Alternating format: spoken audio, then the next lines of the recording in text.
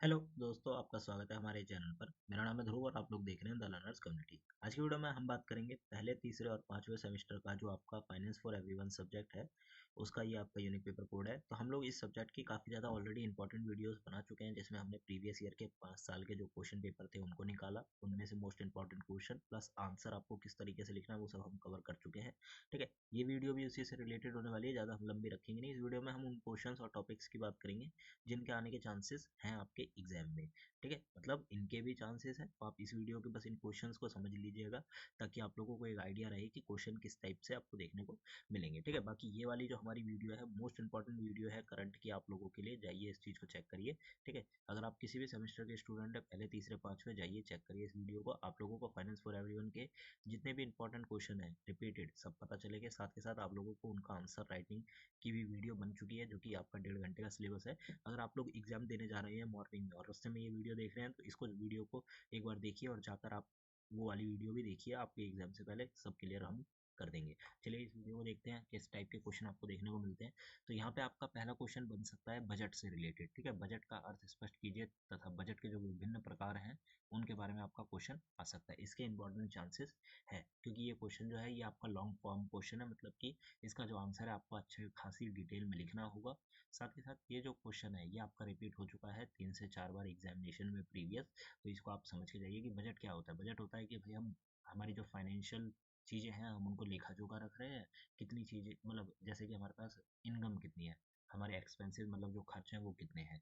ठीक है, ये सारी चीज़ें। फिर बजट के प्रकार क्या क्या होते हैं, तो बजट के कई सारे प्रकार होते हैं। शून्य बजटिंग होती है, ठीक है, और भी एक दो होते हैं, तो आप उनको जरूर पढ़ के जाइएगा। और बजट के अंतर्गत आप अपने बारे में भी चीज़ें बता सकते हैं।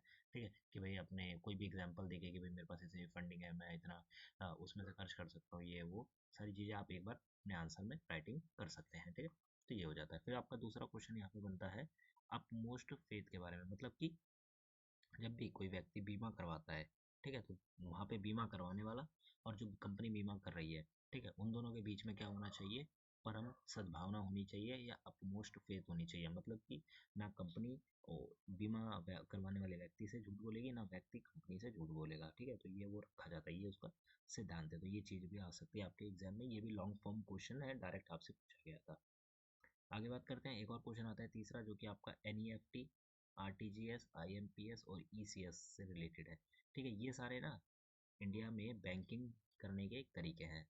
ई बैंकिंग की व्याख्या कीजिए तथा इसमें NEFT, RTGS, IMPS या जो इलेक्ट्रॉनिक क्लियरिंग सिस्टम है, जो भुगतान की प्रणाली है, इनको समझाइए।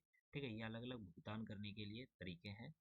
जैसे आपके यहाँ आपको पता होगा यूपीआई होता है, तो ठीक है, यूपीआई को छोड़कर और भी कई सारी चीज़ें होती हैं, तो वो ये है। NEFT लगा देते हैं, RTGS कर देते हैं लोग, ठीक है, IMPS कर देते हैं या फिर ECS कर देते हैं। तो ये वो तरीके हैं। पहले आप ई बैंकिंग के बारे में बताएंगे, मतलब बैंकिंग की सारी सर्विसेज ऑनलाइन हो जाना। ठीक है, घर बैठे बैठे आप कोई भी ट्रांजेक्शन कर सकते हैं, बैंक से रिलेटेड कोई काम कर सकते हैं, तो वो सारी चीज़ें। और इसके बाद आप इन जो चीज़ें हैं इनके बारे में आप बता दीजिएगा। ठीक है, तो ये हो जाता है। क्वेश्चन नंबर 4 आता है सिविल स्कोर से रिलेटेड एंड इट्स इंपॉर्टेंस। भाई सिविल स्कोर क्या है और वो क्यों जरूरी है। सिविल स्कोर क्या है, ऋण और क्रेडिट में इसका क्या महत्व है।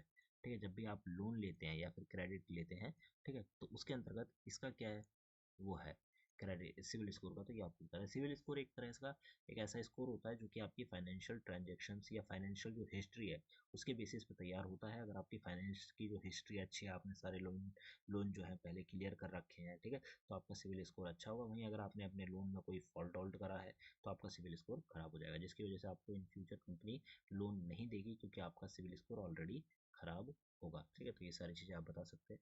फिर बुल मार्केट और बेयर मार्केट के बारे में आ जाता है। बुल मार्केट और बेयर मार्केट के बीच में अंतर आपको स्पष्ट करने के लिए कहा जा सकता है। ये क्वेश्चन शॉर्ट नोट में आपसे पूछा जा सकता है। ठीक है, IPO और FPO का मतलब आपको यहाँ पे बताने को पड़ सकता है। IPO और FPO को समझाइए तथा दोनों में अंतर बताइए। देखिए मैं आपको बता देता हूँ नॉर्मल सी शब्दों में। जैसे कि LIC की कंपनी है, ठीक है, वो स्टॉक मार्केट पे लिस्ट है।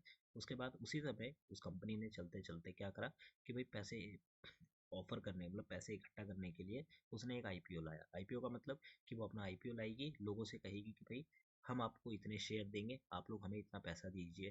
ठीक है, तो वो कंपनी क्या करेगी, लोगों से पैसा ले लेगी और उन्हें शेयर दे देगी। कंपनी ऑलरेडी मार्केट में लिस्ट रहेगी उस समय। ठीक है, तो वो क्या है कि कंपनी को जब अपने आप को एक्सपेंड करना होता है तो वो आईपीओ लेकर आती है, इनिशियल पब्लिक ऑफरिंग। ठीक है, और एफपीओ का मतलब होता है फर्स्ट पब्लिक ऑफरिंग टाइप से होता है, मतलब कि जब कंपनी फर्स्ट टाइम जो शेयर मार्केट में लिस्ट होती है फर्स्ट टाइम बिल्कुल न्यू न्यू, ठीक है, तब वो एफपीओ लेकर आती है। और आईपीओ एफपीओ जो होता है शायद उसी समय आता है, और आईपीओ का तो यही है जो मैंने आपको बिल्कुल बताया। ठीक है, तो आप इसको देख लीजिएगा, ये आपको आ सकता है, इनके बीच में अंतर पूछा जा सकता है।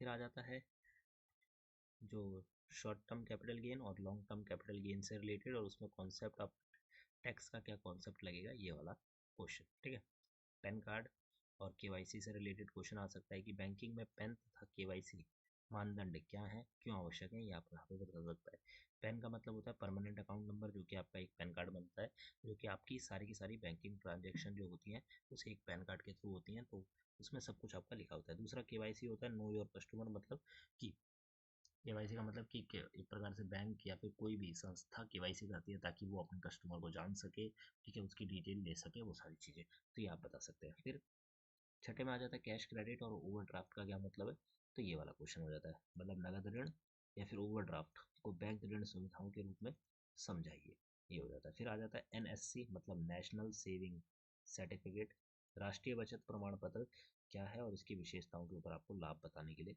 कहा जा सकता है।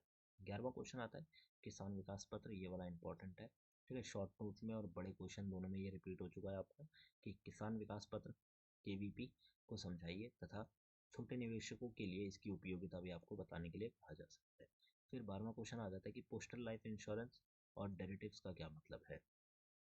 मतलब जो पोस्ट ऑफिस होता है वो भी आपको एक तरह का जीवन बीमा प्रोवाइड करता है। ठीक है, तो उसके बारे में आपको यहाँ पे बताने के लिए कहा गया है, और जो डेरिवेटिव्स होते हैं उसके बारे में आपको यहाँ पे बताने के लिए कहा गया है। तो ये वाले इंपॉर्टेंट क्वेश्चन है आप लोगों के लिए, 12 क्वेश्चन जो कि हमने निकाले हैं।